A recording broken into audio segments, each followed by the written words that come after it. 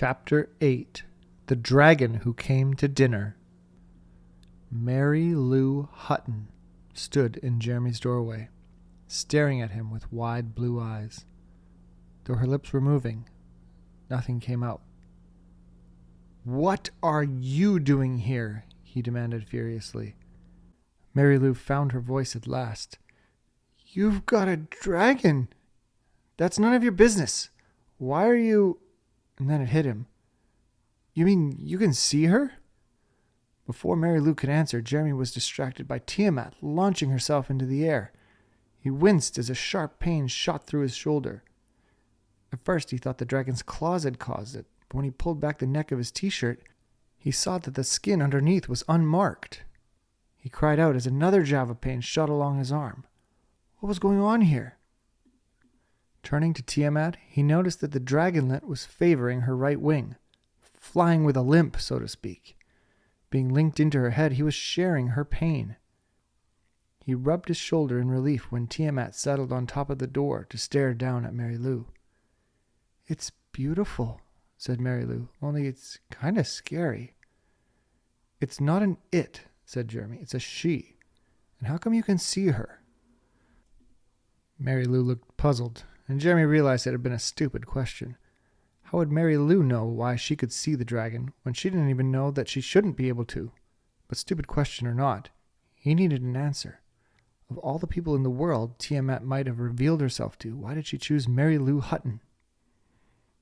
"I love dragons," said Mary Lou, as if she were answering him. Jeremy stared at her in surprise. Had she just read his mind? Since she was still gazing at Tiamat, Jeremy decided Mary Lou's comment had been nothing more than talk. Then he wondered if Mary Lou had accidentally answered his question anyway. Did loving dragons have something to do with being able to see them? Or had Tiamat just been so distracted by shedding her skin that she had forgotten to make herself invisible? "You're the first person besides me who's been able to see her," said Jeremy. Mary Lou took far more pleasure in this fact than did Jeremy. "Wow," she said, her face glowing. "That's neat. Where did you get her, anyway?"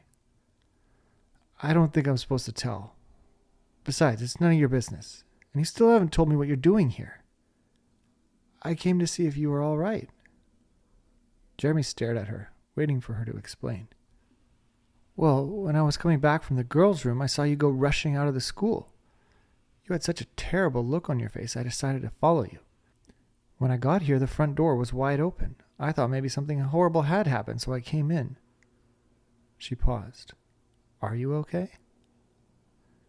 Jeremy wanted to tell Mary Lou to stop asking questions and scram, but the fact that she had seen Tiamat made him feel oddly like she had some kind of right to be here. "Are you okay?" she repeated. "I'm not sure. Something was wrong with Tiamat." An image flashed into his mind. Jeremy closed his eyes. In his head he saw Tiamat rolling her shoulders as she tried to shed her skin. "Jeremy!" cried Mary Lou. "What are you doing?" Jeremy opened his eyes. He had been rotating his shoulders as if he was trying to shed his own skin. He blushed. This nonverbal communication of Tiamat's was starting to get out of hand. "Tiamat was shedding," he explained to her. "It frightened her." Another image came into his head. But that wasn't all. While she was trying to get out of her skin, my dog Grief came through the door to investigate. "Did he hurt her?" asked Mary Lou breathlessly. Jeremy shook his head. "I doubt it. He's trained to leave the animals alone. But I bet he tried to pick her up. After all, he's a retriever and..." Jeremy broke off as Tiamat began sending him images of the wild scramble that had followed Grief's entry into the room. He was appalled by the dragon's ferocity. No wonder Grief was hiding under the table. He shook his head to clear it. "The whole thing was my fault," he said, blushing a little. "I tried to keep the door closed, but I guess I had so much on my mind this morning that I didn't pull it tight. Thank goodness I gave Tiamat her milk before I went to school. No telling what she might have done to Grief if she hadn't been feeling sluggish." "Milk?" "It keeps her calm," said Jeremy. He paused, then added, "Listen, Mary Lou, you have to promise not to tell anyone about this." Mary Lou looked offended. "Of course I won't tell anyone. I know how these things work." Jeremy remembered their conversation about books the day Mary Lou had followed him home from the library. Maybe if someone had to find out about Tiamat, it was just as well that it was someone like her. But Jeremy's good feelings about Mary Lou vanished when she asked, "What are we going to do now?" "We aren't going to do anything," he snapped. "This is my problem. What you're going to do is go away." "I just wanted to help," said Mary Lou, her lip trembling. "I don't need your help," said Jeremy. "No one invited you to come barging in here." "Well, excuse me for caring," yelled Mary Lou. Turning, she ran out of the room. Jeremy listened as she raced down the stairs and out the front door. "Oh, shut up," he said when Tiamat sent her a question feeling. He was confused. Tiamat was all right. Mary Lou was gone. He should be happy. So why do I feel so lousy, he wondered. He decided to work on his room. Tolerant as his mother was of his usual mess level, there was no way she was going to let him get away. Tolerant as his mother was of his usual mess level, there was no way she was going to let him get away with this. Maybe I'll at least find Miss Priest's book, he thought, as he pulled the sheet back onto the bed. But after nearly 3 hours of work, he hadn't found the slightest trace of the book. He was upset, both because he really wanted to read it, and because he was worried about what Miss Priest was going to do if he couldn't find it.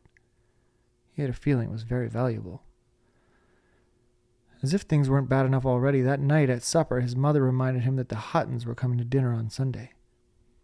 The only good thing about the whole day was the beautiful colors Tiamat sent into his head as he was going to sleep. "What's the big deal, anyway?" asked Jeremy on Sunday afternoon as he watched his mother prepare for the dinner party. "You'd think the president was coming or something." "Don't be silly," said Mrs. Thatcher. She flipped the pie dough she was working on and pressed it lightly with a rolling pin. "I just want to make a nice meal." "And I want you to be on your best behavior, Buster," said his father, who happened to wander into the kitchen at that moment. "I don't want you chasing our guest little girl around and trying to kiss her." "Dad!" cried Jeremy, totally disgusted. "Go cut some rhubarb, Herb," said Mrs. Thatcher. "I'm busy," said Dr. Thatcher. "Doing what?" "Bothering Jeremy." "Herbert Thatcher, you go cut that rhubarb, or you can cook this meal yourself." Dr. Thatcher shrugged. "See that, kid?" he said. "She's on your side." He winked at Jeremy, then sauntered out the back door, singing some old song about rhubarb. He tripped over a cat as he went. By 6 o'clock, the house was filled with the delicious aromas. Jeremy felt his mouth begin to water as he sat in his room, trying to communicate with Tiamat. He loved it when she sent swirls of color into his head, but he wanted to learn to speak to her more clearly. "Jeremy!" called his mother. "The Huttons are here." "Great," he grumbled.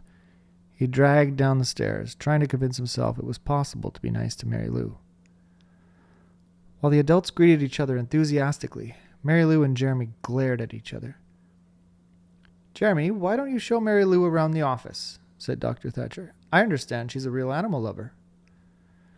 When Jeremy rolled his eyes, his father shot him a look that said very clearly, "Be nice or you're dead meat."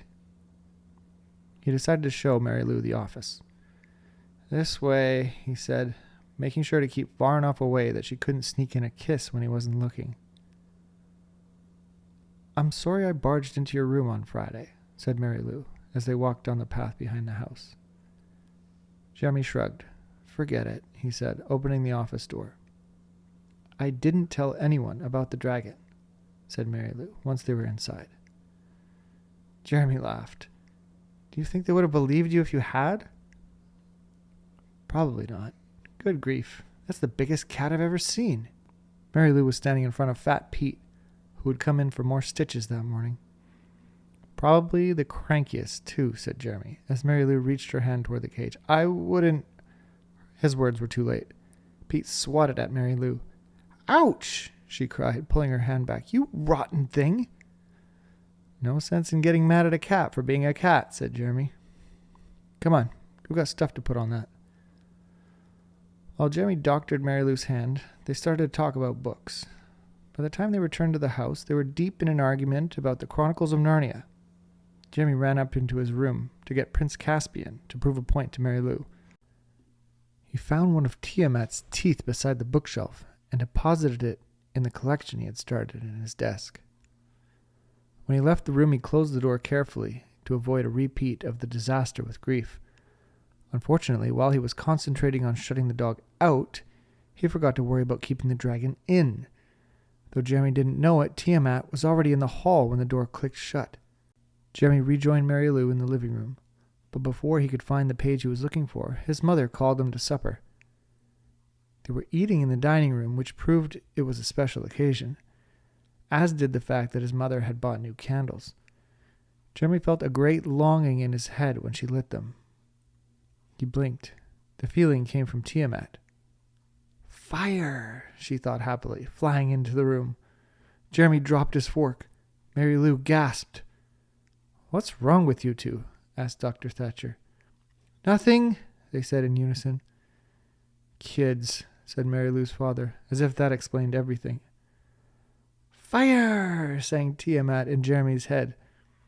She landed on his shoulder and began to crawl down to the table. No, thought Jeremy desperately. Not now. Go away. Tiamat glared at him angrily. Then she turned and flew from the room. Mrs. Hutton blinked, looking puzzled by the sudden breeze created by Tiamat's wings. Once the dragon was gone, Jeremy felt better, until he heard the yowl from the kitchen. What in heaven's name was that? Said Dr. Thatcher. He started to his feet, but before he could get away from the table, one of the kitchen cats came streaking into the dining room. Oh, cried Mary Lou's mother, get it away from me. I can't stand cats. That was unfortunate, since at that moment 3 more cats came running into the room. Tiamat was flying after them, snapping at their tails.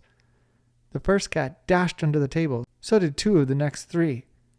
The fourth, however, which was the one Tiamat was closest to catching, jumped right onto the table.